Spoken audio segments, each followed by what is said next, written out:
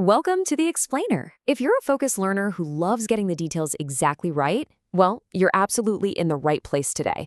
We're mastering the hidden rules of your academic documents by shining a massive spotlight on the ultimate afterthought, the appendix. We're going to completely demystify the rules, the citations, and the layout, giving you the exact structure you need to succeed.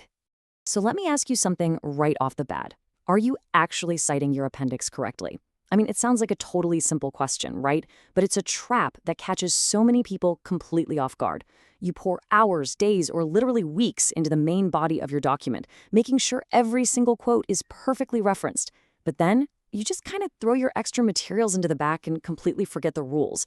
Well, this explainer is going to prevent you from losing those incredibly easy, frankly frustrating points on layout errors or accidental plagiarism. Let's make sure your hard work actually pays off.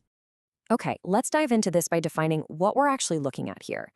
An appendix is, fundamentally, a section of your own document. It is not automatically an external source. And honestly, this is a massive misconception. People often treat the appendix like some sort of foreign territory awkwardly attached to their paper.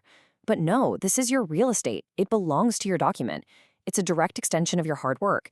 And because of that, it absolutely needs to be treated with the exact same respect and academic rigor as your introduction or your conclusion. Now that we know it's our own territory, how do we actually organize it? Well, it boils down to two very simple but absolutely mandatory steps. Number one, refer to it by a clear label in your text, something like Appendix A. And number two, give it a clear title. I mean, think about your poor reader. Dumping a giant pile of charts at the end of a document without a map leaves them completely lost in the woods. Explicit labeling and clear naming conventions are literally the very first steps to building a beautifully organized professional document. It acts as a perfect map for anyone reading your work. And this organization builds right into a totally critical concept, the micro-narrative of ownership. The rule of ownership dictates absolutely everything about how you cite the material living inside the back of your document. Whenever you're looking at a piece of content that you're about to drop into your appendix, you need to stop, take a breath, and ask yourself one critical question. Did I create this from scratch, or did I borrow this from someone else? Your answer to that question changes the rules of the game entirely. So the crucial point is really understanding this exact divide. On one hand, you've got created material. If you made a questionnaire from scratch, specifically for this appendix, or say a calculation you formulated all by yourself, it generally doesn't need a separate reference. It's yours. But on the flip side, we have reproduced material. If you bring in external sources, those absolutely must be cited. You can't just copy-paste an external chart into your appendix and claim it as your own genius. It requires the exact same academic honesty as the main body of your text. No shortcuts. And this brilliantly illustrates what happens when you do reproduce material. It generally falls into four specific buckets: external text, an external image, a table, or external data. If any of these four things end up sneaking into your appendix, they must be cited and listed according to their original source type. It honestly doesn't matter if it's buried all the way on page 50 of your document. If you took an image from a journal or data from a random website, it demands proper listing and citation. Zero exceptions. But hold on, what happens when the data you gathered yourself actually involves other people? This brings us to a really fascinating real-world hurdle. What happens when your appendix includes confidential or deeply personal data? See, this isn't just about formatting anymore. Now we're talking about ethics. When you conduct research, you are dealing with real subjects, real businesses, and very real privacy implications. So you've got to handle this information with the utmost care when you're building out those extra materials. The golden rule here? Anonymization and permission. I mean, you can't just casually leak your research subject's deepest, darkest secrets in Appendix B and call it a day.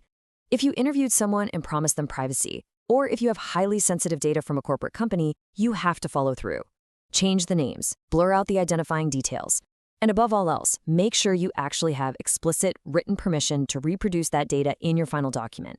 Now, what's really interesting about this is that if you're pulling your hair out trying to figure out how to format a citation for these tricky external sources, there's actually a highly practical tool you can use.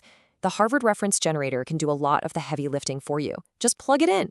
It's a fantastic pro tip and a super direct way to ensure those external texts, images, tables, or datasets are credited flawlessly, totally according to the rules.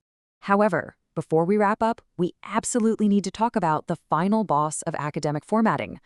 Despite all these wonderful general guidelines about labeling, ownership, and citation tools we just covered, there is one rule that trumps them all. The ultimate authority is always your institution. The source material is explicitly clear on this. The appendix itself must follow your institution's specific layout and assessment instructions. If your university or organization has a handbook that says appendices have to be formatted a highly specific way, well, that is the law of the land. Always, always check your specific institutional guidelines before you finalize that document. So, I want to leave you with this. Look at your current draft, or maybe the very next document you're about to write. Does your appendix actually follow your institution's strict layout instructions? Don't let your appendix be the silly reason a truly brilliant piece of work loses points. Take ownership, label clearly, protect your confidential data, and cite everything properly. Go check your work right now. Is your appendix truly ready for submission?